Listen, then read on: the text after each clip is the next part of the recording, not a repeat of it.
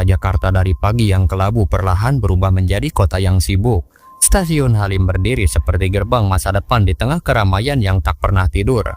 Rel baja berkilau dingin, seperti urat logam yang menunggu kehidupan mengalir di dalamnya.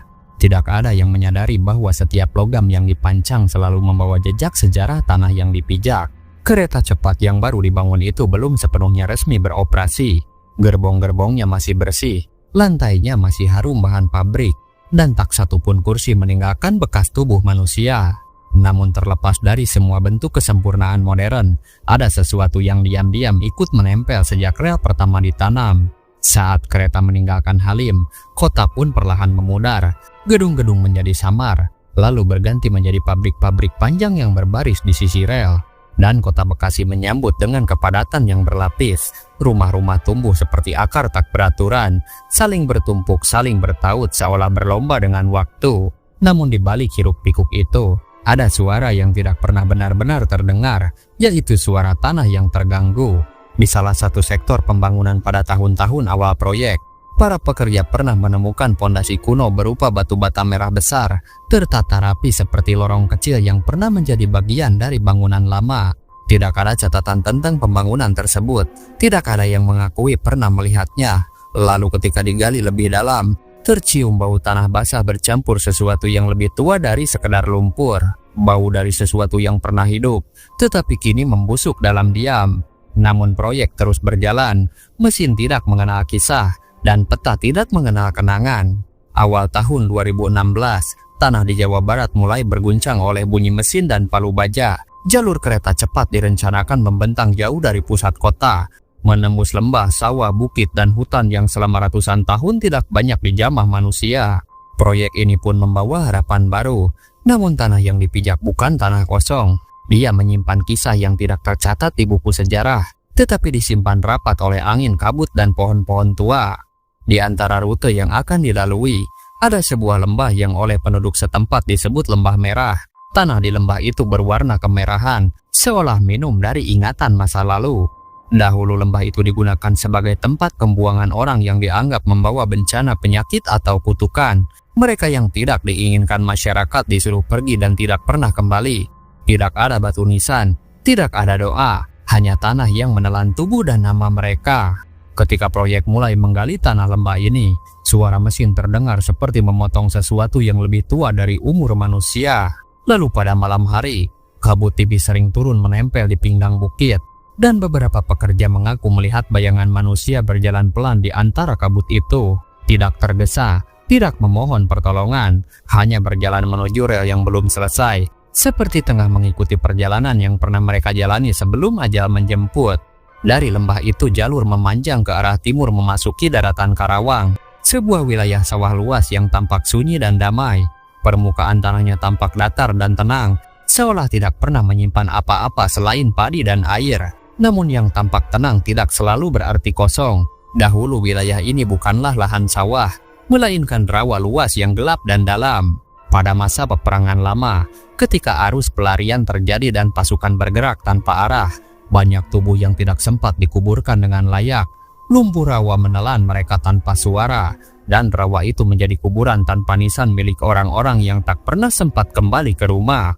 Ketika proyek pembangunan rel mulai menggeruk bagian tanah ini, pada malam hari sering terdengar suara seperti air bergerak, seolah ada sesuatu yang menetes dan mengalir di bawah permukaan. Padahal saat itu, rawa pun sudah ditimbun. Namun suara itu tetap ada, mengalir seperti napas yang disimpan tanah. Beberapa pekerja menemukan jejak kaki basah di atas cor beton yang baru mengering. Jejak itu datang dari arah rawa lama, berjalan lurus lalu berhenti tepat di tepi rel yang belum dipasang. Dan jejak itu selalu berpasangan, seperti ada seseorang yang berjalan bersama seseorang yang lain. Namun tidak pernah ada yang melihat siapa pemilik jejak itu. Orang-orang tua Karawang menyebut penunggu wilayah ini sebagai Nyi Panenjo, yang berarti dia yang menunggu dari kejauhan. Namun nama itu bukan nama dirinya semasa hidup. Tidak ada catatan siapa dia sebenarnya, hanya kisah lisan yang diwariskan oleh orang-orang yang lebih dulu tinggal di sini. Menurut cerita, Nyi Panenjo adalah sosok perempuan terakhir yang mencoba menyelamatkan rombongan keluarganya ketika rawa menelan desa mereka ratusan tahun yang lalu. Dia berjalan paling belakang, memastikan tidak ada yang tertinggal. Tetapi saat rawa melebar akibat hujan deras, dia tidak dapat kembali ke daratan. Dia pun tenggelam berdiri dan tidak mati dalam ketakutan, tetapi dalam penantian. Sejak saat itu dia dipercaya menjadi penuntun arwah-arwah yang tidak berhasil pulang. Penduduk pun percaya bahwa Nyi Panenjo tidak mengganggu manusia. Dia hanya menuntun yang tersesat, termasuk jiwa-jiwa yang muncul kembali ketika tanah lama terusik oleh proyek besar. Beberapa operator kereta malam hari yang melintas di wilayah ini kadang melihat bayangan putih panjang di sisi jendela, berjalan sejajar dengan kereta tanpa berlari, tanpa terkejut hanya mengikuti arah rel. Setelah Karawang, jalur terus menanjak menuju perbukitan Walini Cikalong Wetan, hingga akhirnya memasuki perut gelap terowongan Sasak Saat. Semakin ke selatan jalur memasuki Walini, sebuah hutan berkabut yang dinginnya mengenap sampai ke tulang. Sejak dahulu penduduk percaya bahwa hutan ini adalah tempat roh berdiam. Pohon-pohon besar tumbuh rapat, akarnya mencengkram tanah seperti tangan yang menjaga sesuatu di dalam bumi. Ketika pohon-pohon itu mulai ditebang untuk membuka jalur, udara pun berubah. Burung-burung berhenti berkicau, dan suara serangga pun lenyap. Lalu hutan pun menjadi sunyi seperti sedang menahan napas. Walini adalah sebuah daerah di Jawa Barat yang kini dilalui jalur kereta cepat. Dulunya dikenal sebagai kawasan perkebunan teh yang sejuk dan tenang. Namun di balik keindahannya, terdapat kisah lama yang diwariskan warga sekitar. Menurut cerita pada masa kolonial, Walini adalah tempat persembunyian beberapa penduduk yang menolak perintah kerja paksa. Mereka tinggal di lembah-lembah sunyi, jauh dari pengawasan. Namun di antara mereka ada seorang perempuan yang disebut Nyi Sali. Sosok yang pandai mengobati namun memiliki sifat pendiam dan sulit ditebak. Ketika ada wabah penyakit, warga mulai menyalahkan Nyi Sali karena dianggap membawa petaka. Ia diasingkan ke dalam hutan berkabut di Walini, dan sejak saat itu, banyak orang mengaku melihat bayangan seorang wanita berkerudung tipis yang berjalan melewati kebun teh saat malam tiba. Tanpa suara langkah, hanya seperti kabut yang bergerak. Warga tua percaya jiwa Nyi Sali belum pergi, karena tempat dia diasingkan kini terpotong oleh jalur rel. Mereka pun menyebutnya bukan gangguan, tetapi pengingat bahwa tanah itu memiliki cerita sebelum pembangunan modern datang. Jalur pun terus membelah bukit, memasuki wilayah Padalarang, hamparan batu kapur yang sunyi dan kasar. Di sini bukit terasa seperti tubuh yang memiliki tulang. Saat batu kapur dipotong, dinding bukit memantulkan suara yang terdengar seperti jeritan logam. Pekerja yang beristirahat di sisi lereng pada malam hari merasakan getaran halus dari tanah, seperti ada sesuatu yang bergerak pelan jauh di bawah kaki mereka, seolah bukit itu bernyawa, menyimpan napas yang sangat tua, dan hanya bergerak ketika tidak ada manusia yang memperhatikan.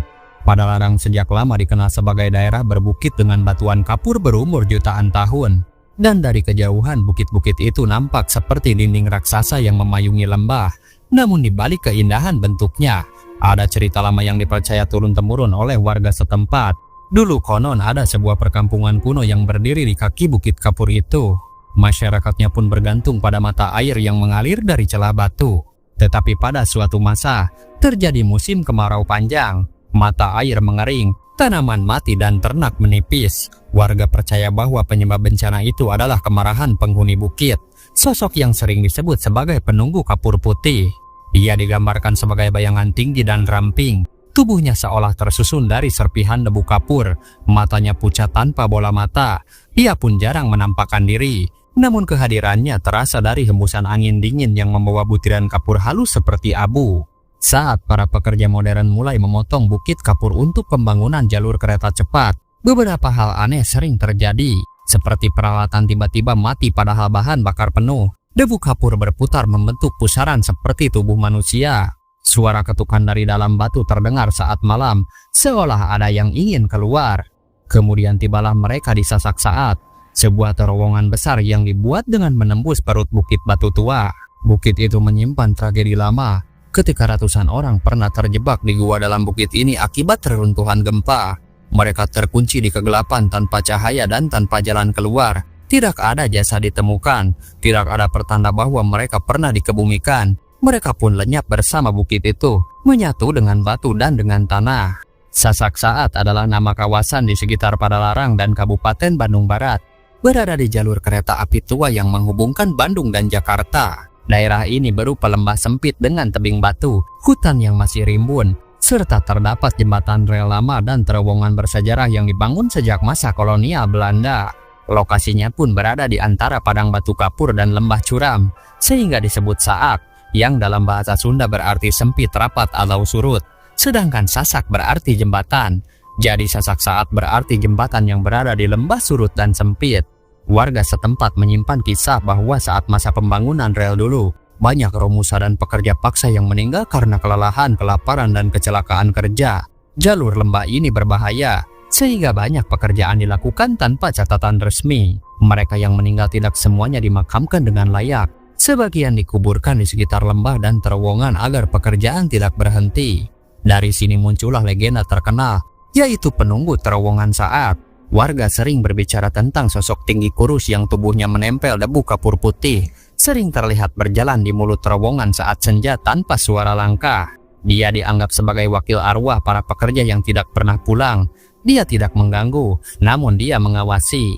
Konon bila malam sangat sunyi, di terowongan ini bisa terdengar suara gesekan besi seolah kereta tua masih lewat, atau napas berat tanpa wujud, bukan untuk menakuti, tetapi seolah menyampaikan bahwa ada perjalanan yang belum selesai. Kenapa legenda ini muncul kembali saat pembangunan kereta cepat? Karena saat pembangunan jalur kereta cepat Bandung-Jakarta melewati kawasan ini, getaran mesin dan bor tanah kembali membangunkan tanah yang dulu menjadi tempat peristirahatan terakhir para makhluk gaib di sana. Ketika mesin pengebor raksasa mulai menembus dinding batu, suara aneh mulai terdengar. Awalnya seperti hembusan angin, dan semakin dalam pengeboran berjalan, suara itu pun berubah menjadi jeritan lalu menjadi rintihan. Udara di dalam terowongan terkadang tiba-tiba menjadi dingin dan lembab, seperti ada sesuatu yang berjalan melewati tubuh pekerja meski tidak ada apapun di sana. Ketika terowongan selesai dan uji coba kereta dilakukan, cahaya lampu kereta meredup sesaat ketika memasuki terowongan itu. Dalam redup sepersekian detik tersebut, ratusan bayangan terlihat berdiri rapi di sepanjang dinding terowongan.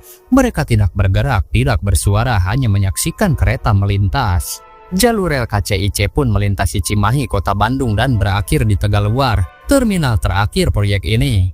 Dahulu wilayah ini merupakan pemukiman kecil dengan tanah pemakaman tua yang sudah lama terlupakan.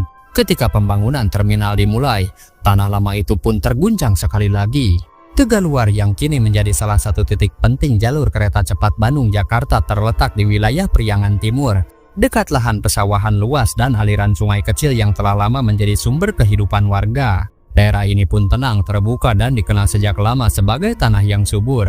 Namun di balik ketenangannya, Tegaluar menyimpan kisah lama yang diwariskan turun-temurun. Pada zaman dahulu, wilayah ini disebut sebagai tanah penutup, yaitu tempat terakhir di mana pasukan kerajaan Priangan mundur setelah menghadapi masa perang panjang. Banyak di antara mereka yang memilih tinggal dan menghilang tanpa kembali ke kampung asalnya. Lalu masyarakat lama percaya bahwa tanah Tegaluar adalah tempat jiwa-jiwa yang memilih diam. Di sana pernah berdiri sebuah balong atau rawa tua yang dianggap sebagai gerbang menuju alam lain. Rawa itu tidak dalam, tetapi airnya tidak pernah surut bahkan saat kemarau. Warga pun menyebutnya sebagai tempat berkumpulnya roh para leluhur yang tidak ingin dilupakan. Ketika pembangunan jalur kereta cepat dimulai, rawa itu ditimbun untuk menguatkan pondasi. Namun para pekerja sering merasakan berbagai keanehan, seperti aroma tanah basah yang keras dan dingin meski matahari terik, angin pelan yang terdengar seperti bisikan di antara batang padi yang tersisa, dan pada malam tertentu, ada bayangan orang yang berjalan dengan langkah yang sangat lambat di sisi proyek, seperti sedang mencari jalan pulang. Dan kini meski kereta cepat melintas dengan kecepatan ratusan kilometer per jam setiap kali memasuki wilayah Tegaluar, sebagian orang merasakan suasana yang lebih sunyi, seperti ada sesuatu yang masih mengamati, tetap tinggal meski zaman telah berubah. Kini semua tempat itu terhubung oleh satu garis besi dan listrik, sebuah perjalanan panjang yang menghubungkan kota dengan kota, namun juga menghubungkan masa lalu dan masa kini. Roh-roh yang dulu terdiam, kini memiliki jalur baru untuk bergerak. Mereka tidak menuntut balas, mereka tidak mengejar, dan mereka pun hanya mengikuti rel, seperti mengikuti jalan pulang yang pernah hilang. Dan pada malam-malam yang sangat sunyi, ketika kereta melintas dengan laju yang sangat tinggi, terkadang terasa bahwa perjalanan ini membawa lebih banyak penumpang daripada yang terlihat oleh mata manusia. Itulah kisah-kisah dan legenda yang berkembang di masyarakat sekitar jalur pembangunan kereta cepat. Cerita tersebut berasal dari penuturan warga dan tradisi lisan, sehingga kebenarannya belum dapat dipastikan secara pasti. Kisah ini pun dapat dipahami sebagai bagian dari sejarah lokal, kepercayaan budaya dan warisan cerita rakyat yang turun-temurun, dan bukan sebagai fakta mutlak. Dan semoga pembiayaan proyek kereta cepat yang saat ini sedang bermasalah dapat dikelola dan diselesaikan dengan baik, sehingga kedepannya dapat memberikan manfaat nyata bagi masyarakat, mendukung perkembangan transportasi modern, dan membuka peluang kemajuan bagi berbagai daerah di Indonesia. Terima kasih sudah mendengarkan sampai akhir, dan sampai jumpa di cerita selanjutnya.